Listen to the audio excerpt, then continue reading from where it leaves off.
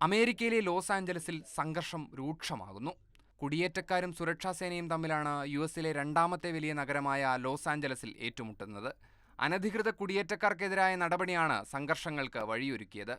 രാജ്യത്ത് അനധികൃതമായി കുടിയേറ്റം നടത്തിയവരെ കണ്ടെത്തി അറസ്റ്റ് ചെയ്ത് നാടുകടത്താനാണ് ട്രംപ് ഭരണകൂടത്തിന്റെ നീക്കം. ഇതിനായി ഇമിഗ്രേഷൻ ആൻഡ് കസ്റ്റംസ് എൻഫോഴ്സ്മെന്റ് ഉദ്യോഗസ്ഥർ പരിശോധനകൾ ശക്തമാക്കി. രാജ്യത്തിന്റെ വിവിധ ഭാഗങ്ങളിൽ നടത്തിയ പരിശോധനയിൽ നിരവധി പേരെയും ഇവർ അറസ്റ്റ് ചെയ്തു.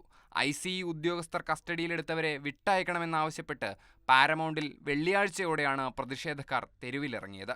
പ്രതിഷേധക്കാരെ നേരിടാൻ സുരക്ഷാസേന കണ്ണീർ വാതകം ഉൾപ്പെടെ പ്രയോഗിച്ചത് സ്ഥിതിഗതികൾ മോശമാക്കി.